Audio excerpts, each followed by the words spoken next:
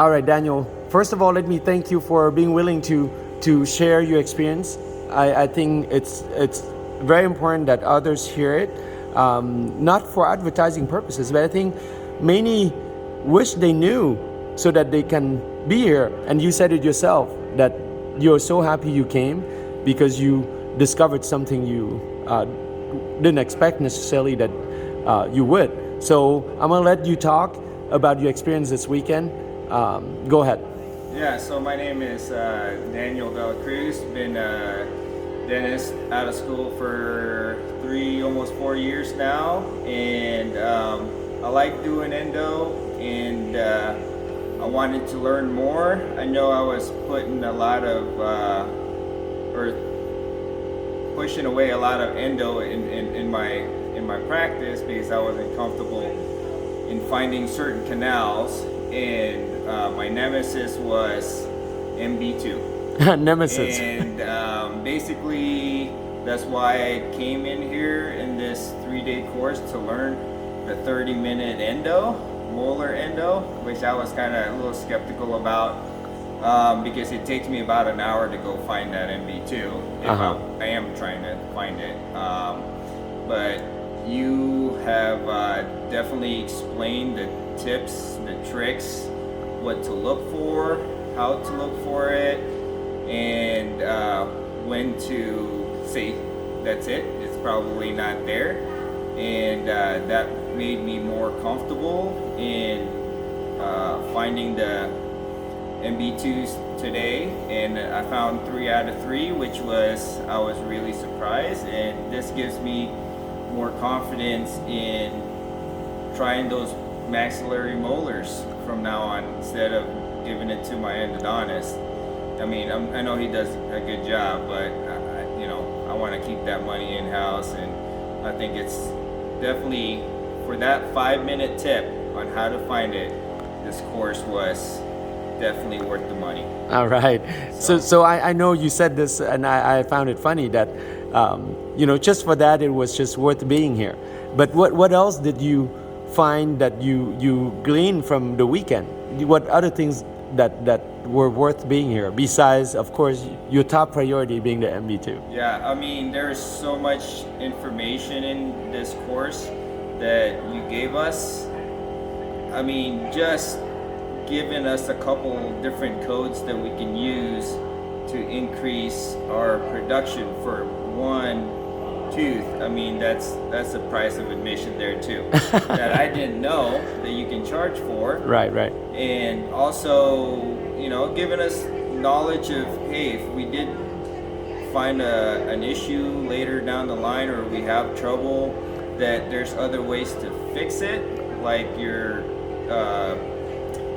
course 2, which is the apicoectomy, which I'm definitely gonna go to in the future, and so that just gives me another arsenal in my pocket to be more comfortable with root canals, just in case it doesn't pan out the first time around. I have another tool to fix the problem. And also, being one of the providers that doesn't do the normal everyday stuff. You're doing a little bit more specialty work, and especially you don't have to go to a school, a 2-3 year residency just to get all that knowledge. You can condense it down to 1 year. You get a lot of hands-on, and to me, that's going to be worth it in the future because I don't want to be a slave to dentistry. To the old man named insurance, right? Exactly. I want to be able to, thrive, not just suffer. I see. So now, will you feel comfortable taking on your first retreat and your first apico out of this weekend?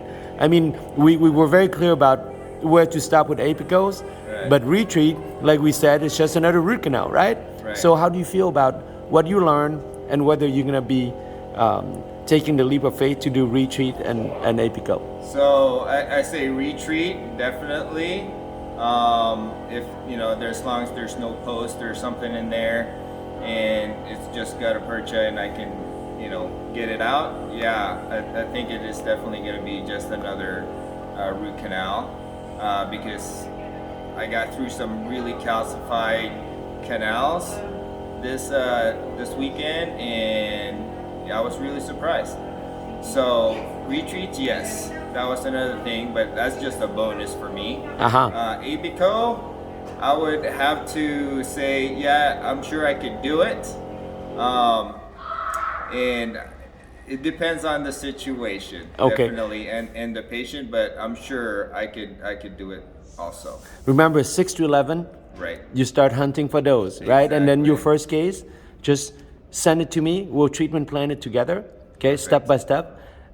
You've got to start somewhere. Right, so, exactly. And it doesn't have to be until level 2 course. You need to start it now so that when you come to the level 2 course, it will kind of take off from there, right? Because we don't want to do the easy apicos at level 2. We want to take it on to the harder one. So yes, definitely, absolutely. Definitely. No, and planning the first one together is going to be key. It's important. No, I think it's just that depends on, like I said, the biggest thing is patient selection and the case. Absolutely. But if I get one of those, I'm definitely gonna give you contact really quick. yeah.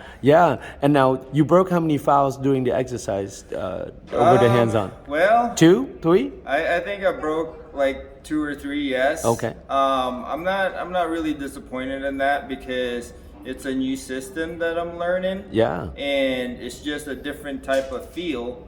And then so that's why I bought a whole bunch of files so I can go practice and then use it in my practice. Yeah. But it's one of those things you just have to practice and get used to the feel so you're not breaking files. That's right. You know what? I'm glad I broke files this weekend. Exactly.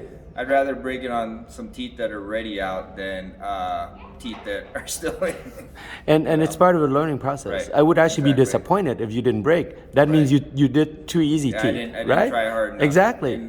I was trying to push the limit of what the files can do. Yeah, exactly. But remember, this course isn't about those files. It's about a technique, and then you decide on what files to bring in there, right? So that's where I think it's all about knowledge, and then the how. Not the how before the why, but the why before the how.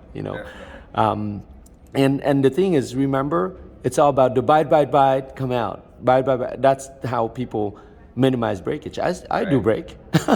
I still break, but it's very rare. So we can all get there. It's not specialist versus John Dennis. Right. It's what?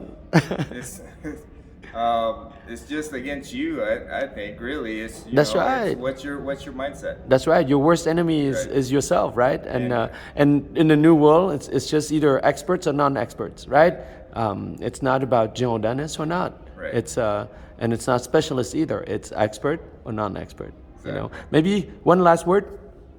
Open field, all yours. I think this was an excellent course to dip your toes into Dr. Wynn's courses, and it was a great one, and I think everybody should give it a shot. Just for the codes that he gives you, it's well worth your money. And to find MB2, that's all I wanted. To find MB2. That's it. How to find MB2 and when to quit. That's all I wanted. In 5 minutes, he explained that, and it's easy to follow. Excellent. So it's well worth it. Now, my last word, and I kind of said it earlier, I want to say it clearly now.